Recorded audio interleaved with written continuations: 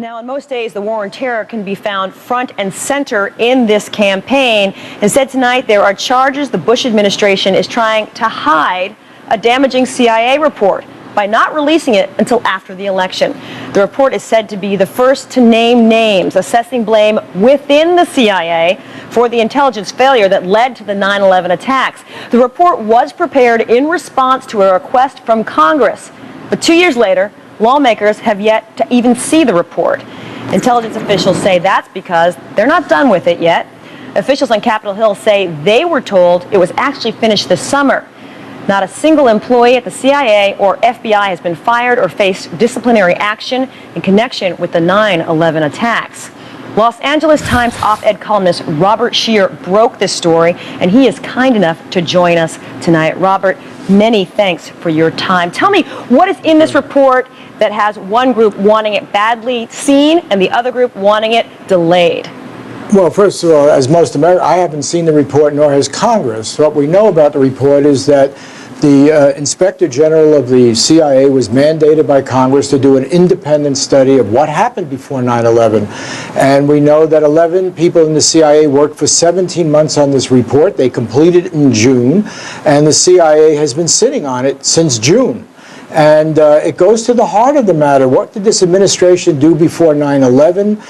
As opposed to the reports up to now, it names names, it traces responsibility to higher circles, and it finds, as I've been told by people who've seen it, that it finds that people are culpable on a very high level, and it names names. And I think what's going to happen is this report is going to come out 3 or 4 weeks after the election, and people are going to say, why didn't we get to see this before we got to vote? Since terrorism is the big issue in this election, why don't we get to see this study about how the administration behaved before 9/11 and what it did to cover up after 9/11?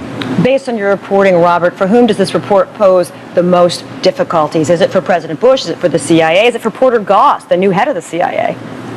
Well, Porter Goss is a Bush appointee who's new head of CIA, but he was a Republican congressman. He was the head of the House Intelligence Committee. He knows that Congress mandated this report, and he knows that the Inspector General of the CIA is an independent auditor.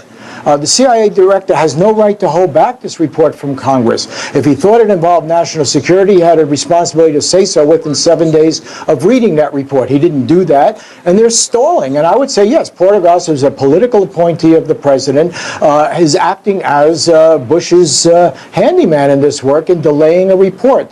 As I understand it from people who are on the inside of this, there is absolutely no reason to stall this report. It was done at the end of June. It is an independent audit. It names names. It goes very high up in the administration, and the public has a right to see it. And before the public sees it, certainly the Congressional Intelligence Committees, which have national security clearances, have a right to see it. And I'm sure there's somebody sitting at home wondering if the release of this report, though, would pose any sort of a security concern. Well, no, because you see, the CIA Inspector General prepared the report. It was done at the end of June.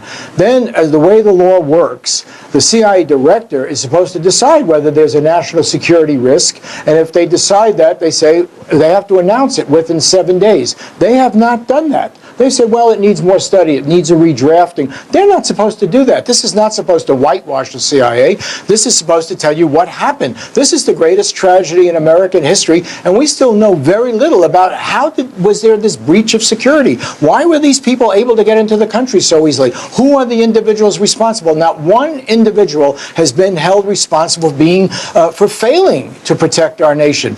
This is the independent audit by the CIA demanded by Congress 2 years ago, and now we're sitting here. The report was completed in June. We're sitting here as November approaches, and that report is buried. And Porter Goss can turn that report over tomorrow morning if he wants to Congress, and I think the public should demand that it be turned over. Robert Scheer, you raised some excellent questions, and we thank you for your time tonight. LA columnist Robert Scheer, we appreciate it.